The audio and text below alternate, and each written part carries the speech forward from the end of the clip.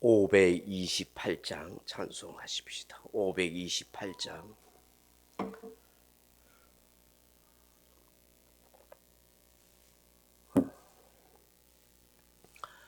찬송가 528장입니다.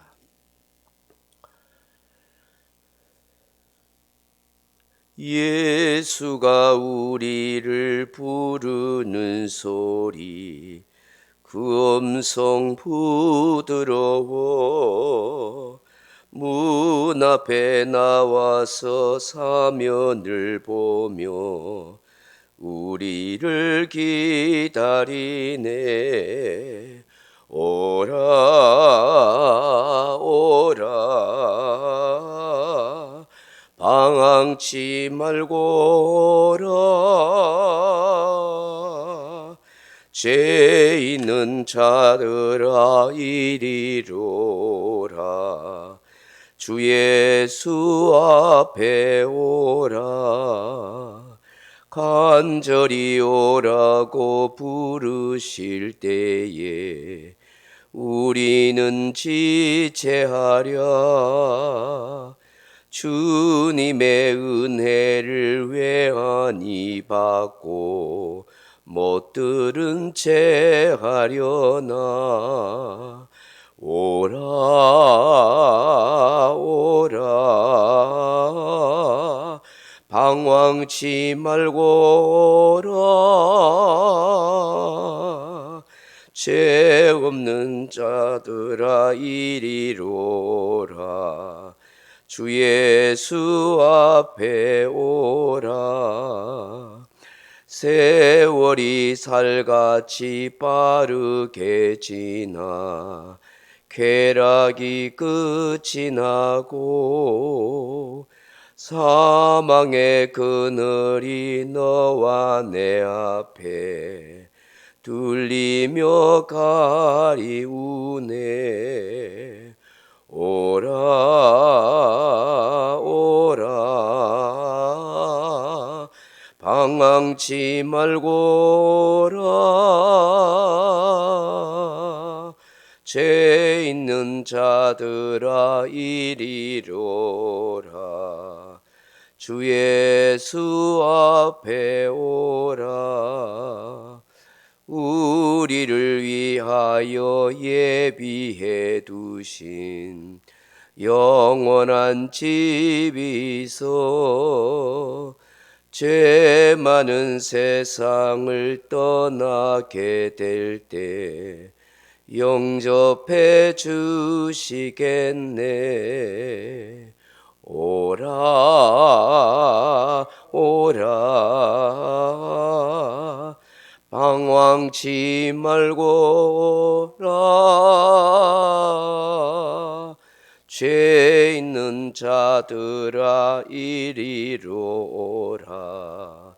주 예수 앞에 오라. 아멘. 하나님 말씀은 로마서 9장 10절에서 14절 말씀까지 같이 읽겠습니다. 9장 10절에서 14절입니다. 그뿐 아니라 또한 리브가가 우리 조상 이삭 한 사람으로 말미암아 임신하였는데 그 자식들이 아직 나지도 아니하고 무슨 선이나 악을 행하지 아니한 때에 택하심을 따라 되는 하나님의 뜻이 행위로 말미암지 않고 오직 부르시는 이로 말미암아 서게 하려 하사 리브가에게 이르시되 큰 자가 어린 자를 섬기리라 하셨나니 기록된 바 내가 야곱은 사랑하고 에서는 미워하였다 하신과 같으니라. 그런즉 우리가 무슨 말을 하리요? 하나님께 불의가 있느냐? 그럴 수 없느니라. 아멘. 사랑하는 성도 여러분, 칼빈의 5대 교리라 하는 것이 있습니다. 칼빈의 5대 교리, 그 첫째가 뭐냐니까 인간의 전적 타락, 전적 부패입니다. 둘째가 무조건적 선택입니다. 셋째가 제한적 속죄입니다. 넷째가 불가항력적 은혜입니다. 다섯째가 성도의 견인이라 그렇게 말합니다. 이 새벽 시간에 자세하게 이렇게 설명할 수도 없습니다만은 간단하게 설명하면 이런 뜻입니다. 첫째로 인간은 전적 타락했다. 인간의 전적 부패했다 하는 것은 죄로 말미암아 인간은 도무지 선을 행할 능력을 상실했다. 완전히 타락하고 부패했다 하는 것이죠.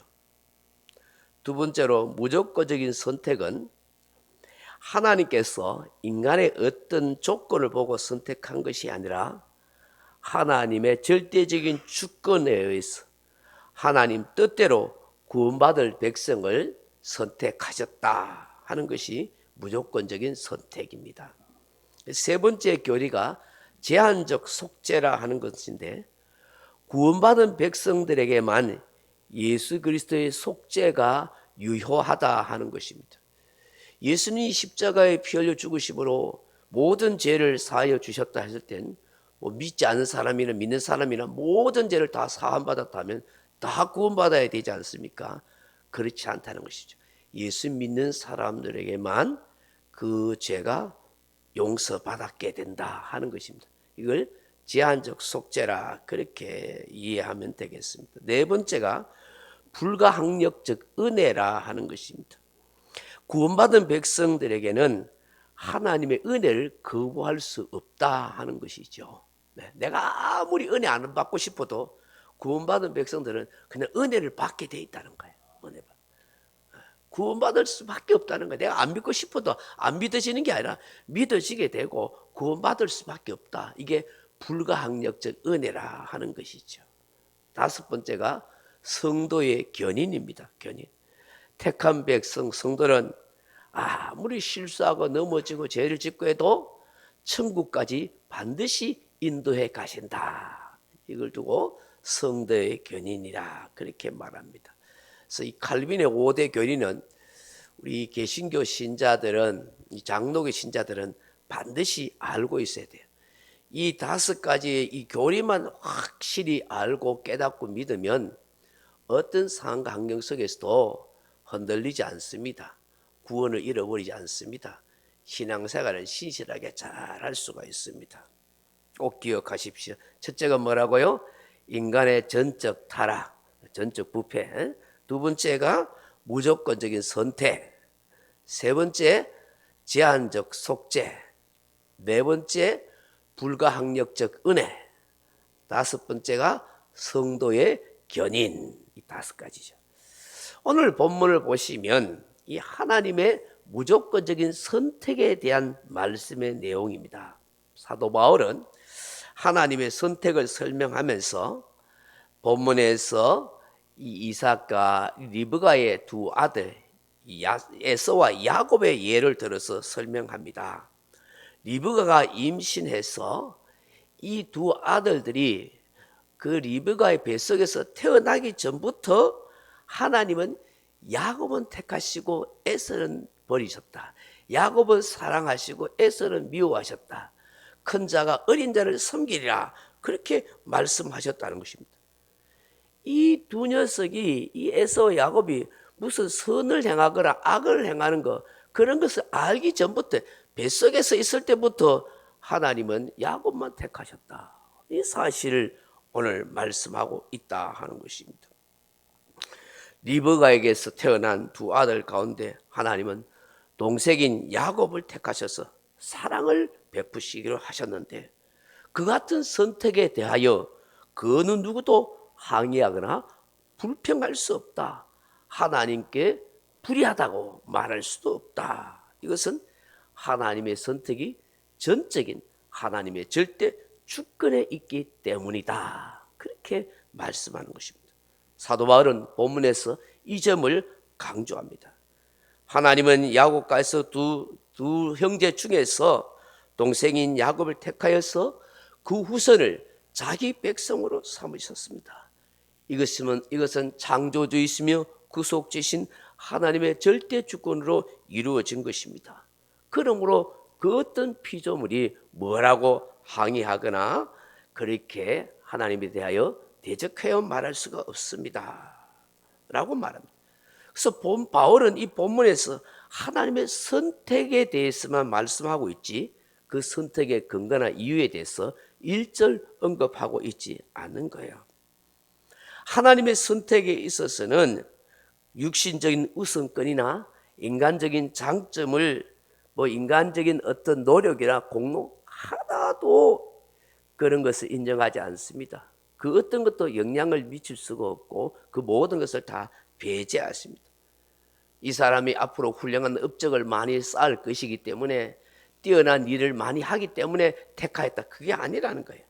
무조건적인 하나님의 선택이다 하는 것입니다. 여러분 오늘 우리 자신들을 한번 돌아보십시오. 만약에 하나님께서 저와 여러분의 어떤 조건이나 어떤 외모나 어떤 능력이나 그런 걸 보고 선택했다고 부르셨다고 한다면 우리 중에 선택받을 사람이 얼마나 있겠습니까? 아무도 없을 것입니다. 그러므로 우리가 하나님의 택함을 받고 부르심을 받았다는 것은 정말 귀한 은혜가 아닐 수가 없는 것이죠. 하나님의 선택은 또한 창세 전에 이루어졌다 그렇게 말씀하지 않습니까? 에베소서 1장 4절에 보면 곧 창세 전에 그리스도 안에서 우리를 택하사 우리로 사랑 안에서 그 앞에 거룩하고 흠이 없게 하시려고 그렇게 말씀합니다.